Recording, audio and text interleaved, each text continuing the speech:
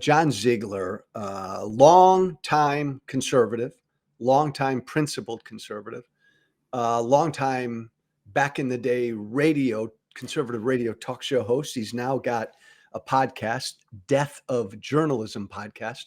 Check it out, Death of Journalism podcast. Follow John on Twitter at Zigfreud, Zigfreud, at Zigfreud.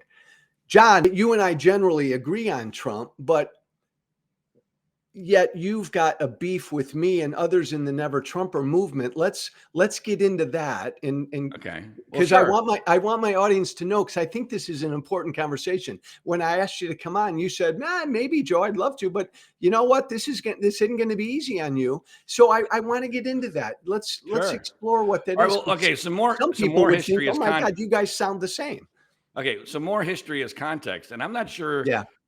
In my experience, when I go through history, it's amazing to me how oftentimes people I know don't have any real memory of what actually happened.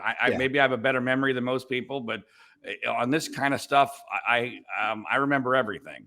And so after Trump was elected, the so-called Never Trump movement had these meetings, I think every other Tuesday or Thursday, whatever it was, in Washington, D.C., that Bill Kristol, I guess, was involved in, called the Meeting for the Concerned or something like that. Okay. And I would participate in those meetings via Zoom because I'm here in Los Angeles area, and this was happening in Washington, D.C. And I thought the Never Trump conservative movement was principle based. In other words, it doesn't matter that what we're going to suffer here, because clearly the Republican Party has moved on. And if you're not pro-Trump, you have no career.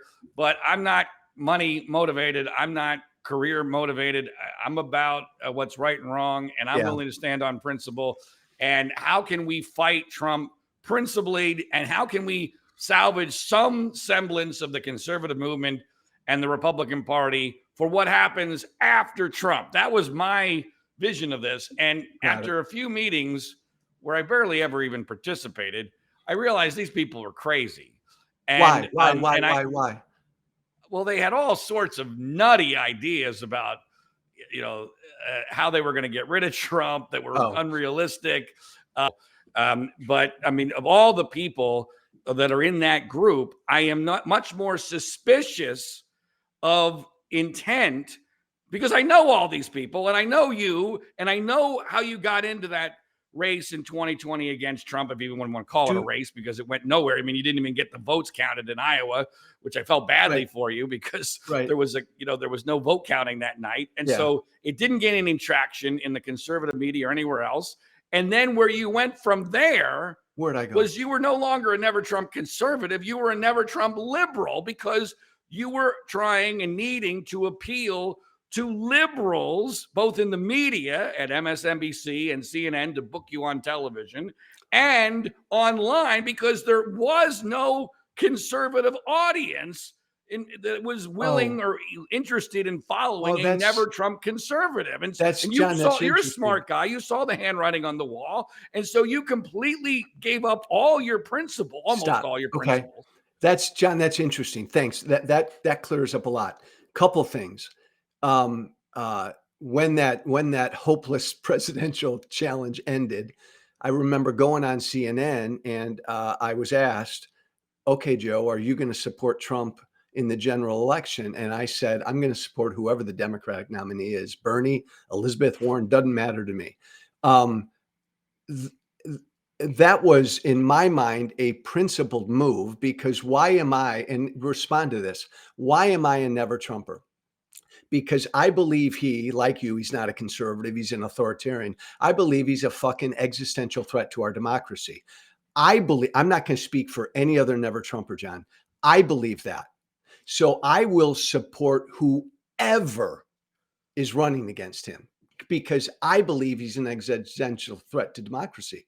Where in 2024, you Never Trump conservatives were provided with a viable alternative to Donald Trump. And instead of embracing that alternative on the Republican side, you proactively tried to destroy it, because Frankly, Wow. you guys are loving that Donald Trump is back in the White House. You would be completely irrelevant if Trump had lost. Never Trump conservatives would have nothing to do right now if Trump had lost. You're thrilled he's in Hey, the White John, House a second John. time, dude, in some way. Well, I had you on because I know this has been eaten at you, and I wanted to understand what your beef was. Do you understand me better now? Hold on. Yes, I wanted to understand what your beef was with me and generally the movement, and this has been really helpful.